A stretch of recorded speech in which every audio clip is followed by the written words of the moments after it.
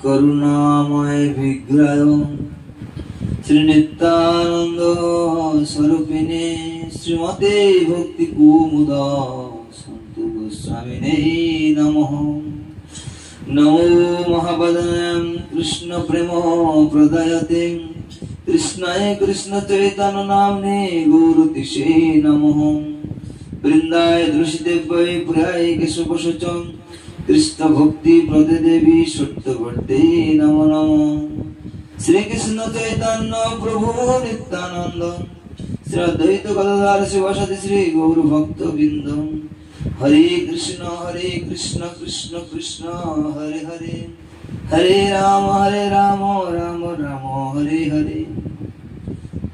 सर्वज्ञ मोदी भगवद ज्ञान प्रदाता विश्ववंदिता भ्रष्ट भ्रष्टात्रे गौरवाणी निर्भीक प्रचारक प्रवार नित्य लीला प्रविष्ट श्री भक्ति कुमार श्री संत गोस्वामी श्री गुरुपाद पद्म रातुल चरण वंदना करी श्री महान अधम प्रति प्रसन्न होन एवं नित्य काल जययुक्त होन।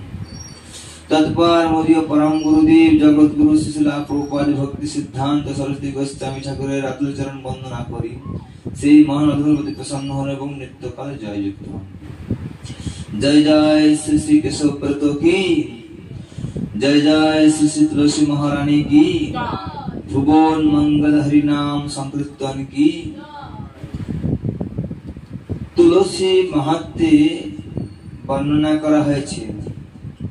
তুলসী দেবীর আবির্ভাব বিষয়ে পদ্ম পুরাণের ব্রহ্মবৈবর্ত পুরাণে ও নানা পুরাণে নানা রকম ভাবে বর্ণনা করা হয়েছে। লীলাময় পরম ব্রহ্ম শ্রীকৃষ্ণ অনন্ত ব্রহ্মাণ্ডবাসীর প্রতি কৃপা পরবশ হয়ে তাদের নিজ নিজ সেবা দানে অখণ্ড সুখী সুখী করবার জন্য নানা বিচিত্র লীলায় অভিনয় নিজে শালগ্রাম শিলা রূপে এবং শ্রী রাধা অংশ আশ্রয় বিগ্রহ বৃন্দা দেবীকে বিগ্রহ রূপে প্রকাশ করিয়াছিলেন। ব্রহ্মবৈবর্ত পুরাণে তুলসী নামে একজন গোপিকা গোলকে শ্রীকৃষ্ণ প্রিয়া শ্রী রাধিকার সহচরী ছিলেন। একদিন তুলসী কে শ্রীকৃষ্ণ সঙ্গে ক্রীড়ারত দেখে শ্রী রাধা অভিশাপ দেন, তুমি মানুষ জনি লাভ করো। এই অভিশাপে অত্যন্ত ব্যথিত হয়ে তুলসী কৃষ্ণের শরণাপন্ন হন। শ্রীকৃষ্ণ তাকে আশ্বাস দিলেন, চিন্তা করো না, মানুষ জনি স্বীকার করো, পরে তপস্যা করে তুমি আমার শক্ত অংশ লাভ করতে পারবে। আগত শ্রীকৃষ্ণের ইচ্ছায় তুলসী পৃথিবীতে ধর্মধ্বজ রাজার ঔরসে তার পত্নী মাধবীর গর্ভে কৃত্তিদা পূর্ণিমা তিথিতে আবির্ভূত হন। তাকে দেখে তার তুলনা দিতে অসমর্থ হয়ে সকলে তার নাম রাখলেন তুলসী। এরপর তুলসী বনে গমন করেন এবং কঠোর তপস্যায় মগ্ন হন। এই অবস্থাকে বলা হয় বন তুলসীর অবস্থা। তুলসীর সন্তুষ্ট হয়ে ব্রহ্মা তার নিকটস্থ হয়ে তার ইচ্ছা অনুসারে বর দিতে ইচ্ছা করলেন। তপস্যা প্রসন্ন হয়ে তুলসী বললেন, আমার নাম তুলসী গোপী, আমি আগে গোলকে ছিলাম। একদিন গোবিন্দ সঙ্গে ক্রীড়া কালে রাধিকা আমাকে অভিশাপ দেন, তাতে আমি মনুষ্য হয়ে জন্মেছি। শাপ প্রদানকালে আমি শ্রীকৃষ্ণের শরণাপন্ন হয়েছিলাম। তিনি আমাকে বলেছিলেন তপস্যার দ্বারা আমি তার বংশ ও ঐশ্বর্য অবতার চতুর্ভুজ নারায়ণকে লাভ করতে পারবো। হ্যাঁ, এখন আমি আমার তপস্যা আমার প্রতি প্রসন্ন হয়ে থাকেন, তবে আমাকে এই বর দিন। ব্রহ্মা বলিলেন, শ্রীকৃষ্ণের দেহ হইতে অদ্ভুত সুদামা নামে এক গোপ ও রাধিকার অভিশাপে শঙ্কচূড় নামে দানব হয়ে জন্ম নিয়েছেন। তুমি একে দেখো, একে দেখে গোলকে আকৃষ্ট হয়েছিলে।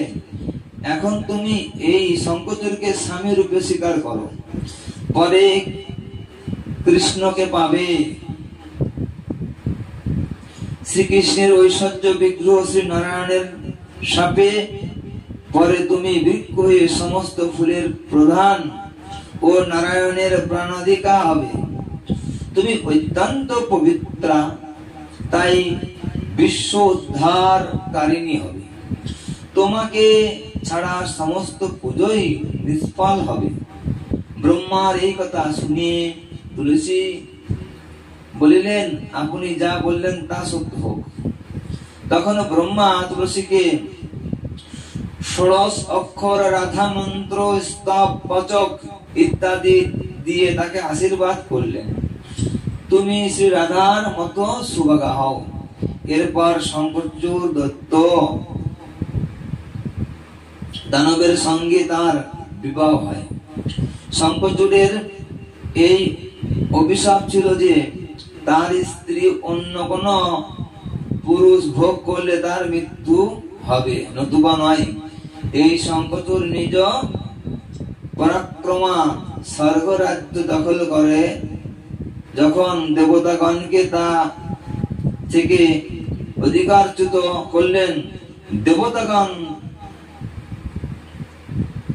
কে তা অধিকারচ্যুত করলেন, দেবতাগণ তখন কিছুতেই তাকে পরাজিত করতে সক্ষম হচ্ছেন না। তখন তারা সকলেই ব্রহ্মার শরণাপন্ন হলেন। আগত ব্রহ্মা শিবের নিকট আর শিব বৈকুণ্ঠে বিষ্ণুর নিকট গিয়ে উপস্থিত হলেন। বিষ্ণু সমস্ত কথা শুনে দেবতাদিকে অভয় দিয়ে বলিলেন, তোমাদের কোনো ভয় নেই। শঙ্কচূড় রূপে ধারণ করে তুলসীর অভিলাষ পূর্ণ করব, তখন তোমরা শঙ্কচূড়কে বধ করতে সমর্থক হবে। এই বলে নারায়ণ শঙ্কচূড় রূপ ধারণ করে তুলসীর ইচ্ছা পূর্ণ করলেন। তুলসী যখন জানতে পারলেন যে তার প্রতি নয় স্বয়ং নারায়ণ, তখন তিনি নারায়ণকে অভিশাপ দিলেন, তুমি পাষাণ হও। পরে তুলসী পতির মৃত্যু সংবাদ পেয়ে নারায়ণের চরণে পড়ে কাঁদতে লাগলেন। নারায়ণ তখন তাকে আশীর্বাদ করলেন, তুমি এই শরীর ত্যাগ করো, লক্ষ্যের তুল্য আমার প্রিয় হও। তোমার শরীরটি গণ্ডকী নদী রূপে আর তোমার কেশ সকল তুলসী বৃক্ষ রূপে পরিণত হোক।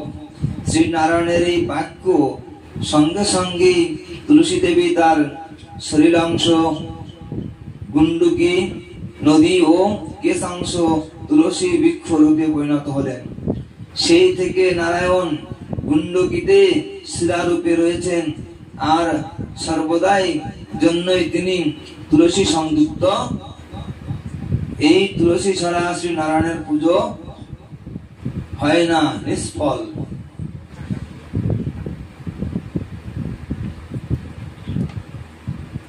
তো এই তুলসী সাক্ষাৎ রাধিকার অংশ প্রকাশ।